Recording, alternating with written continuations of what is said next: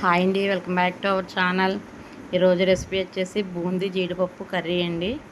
ఇది టేస్ట్ అయితే చాలా బాగుంటుంది, మీరు కూడా ట్రై చేయండి. ముందుగా అయితే నేను ఒక కప్ బూందీ అయితే తీసుకున్నానండి.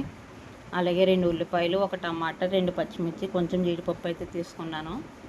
ఉల్లిపాయ, పచ్చిమిర్చి, టమాటా అయితే బాగా సన్నగా కట్ చేసుకుని అయితే ఉంచుకోవాలి. ఇప్పుడైతే బూందీ జీడిపప్పు కర్రీ అయితే ఎలా చేయాలో చూద్దామండి. ముందుగా అయితే స్టవ్ వెలిగించుకొని గిన్నె పెట్టుకుని ఆయిల్ వేసుకోవాలి. ఆయిల్ వేడైన తర్వాత పచ్చిమిర్చి, ఆనియన్స్ అయితే వేసుకోవాలండి. వేసుకొని అయితే వీటిని బాగా వేగించుకోవాలి. ఆనియన్స్ అయితే ఎంత సన్నగా చాప్ చేసుకుంటే అంత త్వరగా మగ్గిపోతాయండి. కర్రీ కూడా టేస్ట్ అయితే బాగుంటుంది మనకి.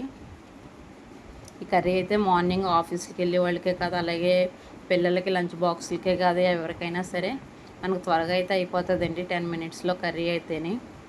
టేస్ట్ కూడా చాలా బాగుంటుంది. పిల్లలైతే చాలా ఇష్టంగా తింటారండి, మీరు కూడా ట్రై చేయండి. ఎప్పుడైనా కర్రీస్ లేనప్పుడు కూడా ఇలా బూందీ ఉంటే కనుక మనం ప్రిపేర్ చేసుకోవచ్చు. అలాగే ఇది రైస్లోకి కానీ, చపాతీలోకి కానీ, దేంట్లోకైనా సరే టేస్ట్ కూడా బాగుంటుందండి కాంబినేషను. ఆనియన్స్ అయితే బాగా వేగేయండి. వేగేటప్పుడు అయితే అందులో కొంచెం జీడిపప్పును అయితే వేసుకోవాలి. జీడిపప్పు వేసుకుని అయితే బాగా వేగించుకోవాలండి. లేదంటే ముందుగా జీడిపప్పుని వేయించుకొని పక్కన పెట్టేసుకోవచ్చు. దాంట్లో జీడిపప్పు వేగేటప్పుడు ఆనియన్స్ అయితే వేయకూడదు, జీడిపప్పు అయితే మాడిపోతుందండి.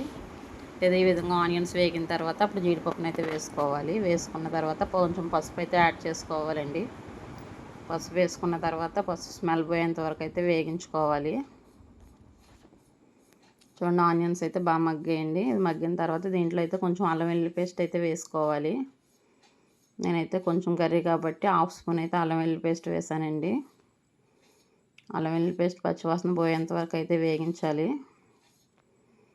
ఇది వేగిన తర్వాత మనం సన్నగా కట్ చేసి పెట్టుకున్న టమాటా ముక్కలను అయితే వేసుకోవాలండి. వేసుకుని అయితే బాగా మగ్గించుకోవాలి. టమాటాని ఇప్పుడు బూందీ కర్రీకి అయితే ఇలా సన్నగానే కట్ చేసుకోవాలండి. మిక్సీ పట్టేసుకుని పేస్ట్ అవి కొట్టకూడదు, టేస్ట్ అయితే బాగోదు. ఇదైతే చూడండి, ఈ విధంగా అయితే కలుపుకుంటూ మగ్గించుకోవాలి. ఇది మగ్గేటప్పుడు అయితే దానికి సరిపడినంత ఉప్పు అయితే వేసుకోవాలండి. వేసుకుని ఒకసారి కలుపుకోవాలి. టమాటా, ఉల్లిపాయ అయితే బాగా మగ్గాలండి, అప్పుడే టేస్ట్ బాగుంటుంది బూందీ కర్రీ. ఇది మగ్గిన తర్వాత ఇందులో అయితే దానికి సరిపడినంత కారం అయితే వేసుకోవాలి. అలాగే కొంచెం ధనియాల పొడి, కొంచెం గరం మసాలా, నేనైతే 1/2 స్పూన్ వేసానండి, కొంచెం కర్రీ కాబట్టి. వేసుకుని అయితే బాగా కలుపుకోవాలి.